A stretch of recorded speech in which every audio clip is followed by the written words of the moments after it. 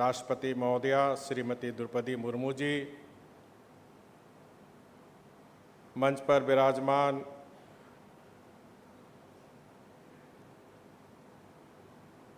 राज्य उच्च शिक्षा मंत्री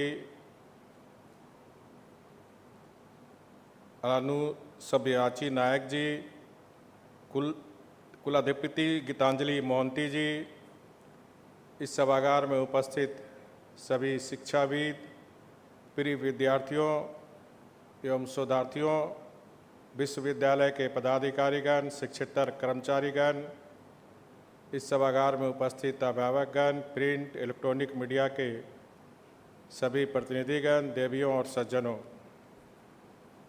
मैं आज आप सभी को आज के इस पुनीत अवसर की हार्दिक शुभकामनाएं देता हूं।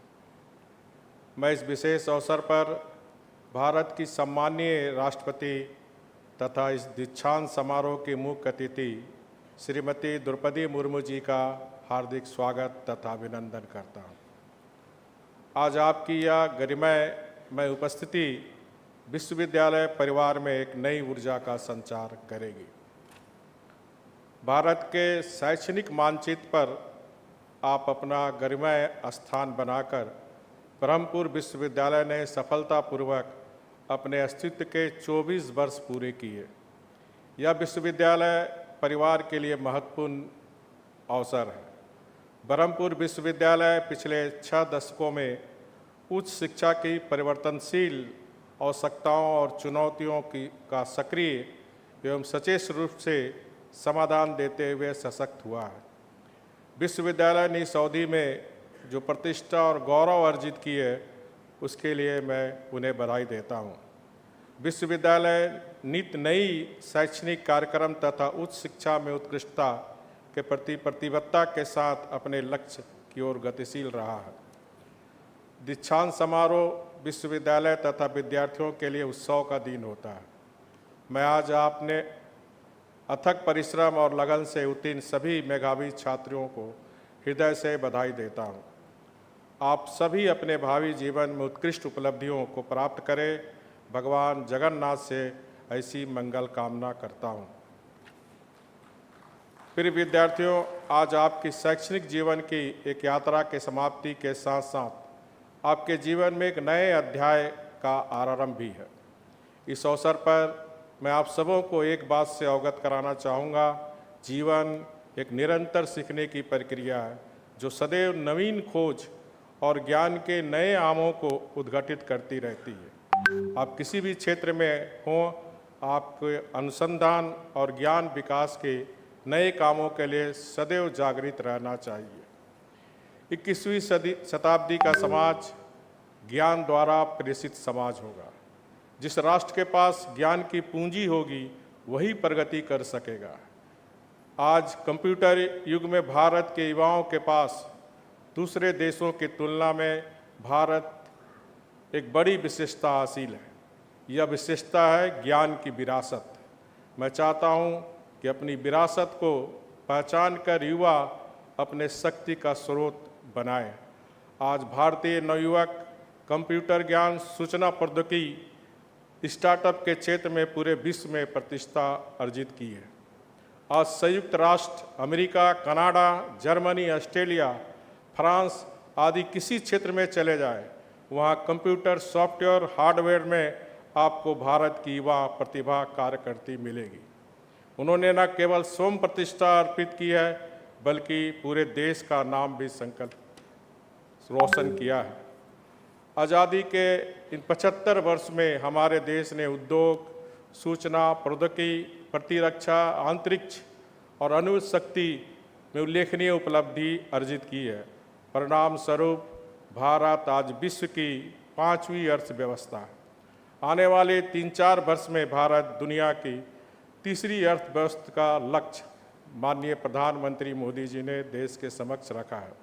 आज की युवा पीढ़ी नए भारत के लिए अमृत पीढ़ी है, जो आने वाले 25 वर्षों में देश को एक नई ऊंचाई पर ले जाएगी, भारत को आत्मनिर्भर और विकसित बनाएगी।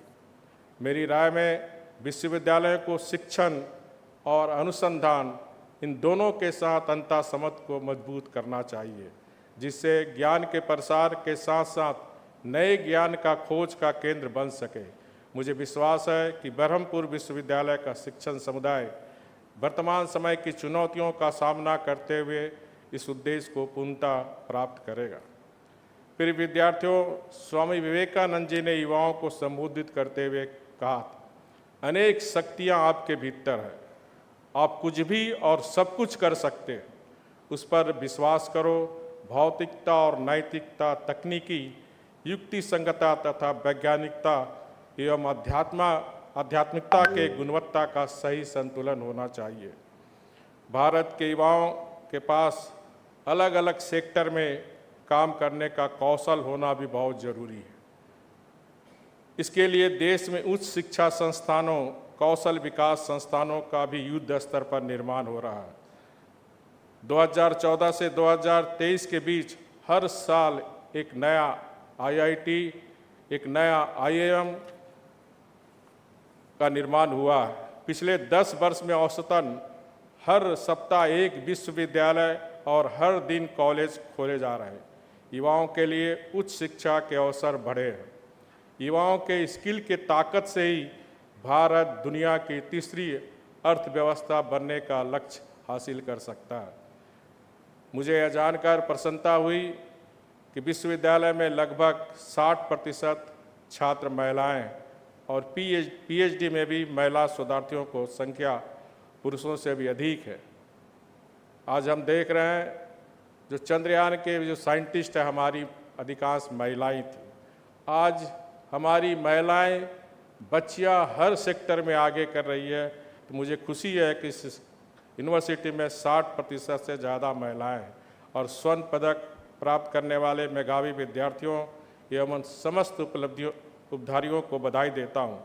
विश्वविद्यालय के शिक्षकों और शिक्षार्थियों द्वारा कैंसर और मलेरिया के लिए कम लागत वाली दवा विकसित करना, मधुमेह की निगरानी के लिए काम करने वाले प्रोटोटाइप का विकास, कैंसर और घटती प्रतिरक्षा क्षमता जैसे विकारों के उपचार के लिए पश्चिमी घाट के महेंद्रगिरी पर्वत पर स्थित पौधे का उपयोग करना आदि विश्वविद्यालय के इन अकादमी उपलब्धियों में मैं आनंदित और गौरवान्वित हूँ।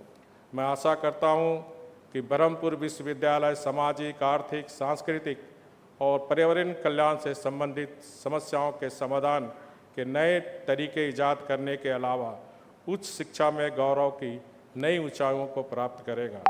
विश्वविद्यालय के सामने NAAC से बहुत ग्रेड प्राप्त करना चुनौती है। मुझे पूर्ण विश्वास है कि विश्वविद्यालय परिवार क्वालिटी एजुकेशन के लिए शीघ्र ही पहली बार NAAC द्वारा ब्रह्म विश्वविद्यालय का मूल्यांकन करा लेंगे। मेरी शुभकामना आपके साथ है। अंत में मैं एक बार फिर आप सभी उपधारकों को बधाई देता हूं। मैं आपके उज्जवल भविष्य की कामना करता हूं। वंदे उत्कल जननी। जय हिंद।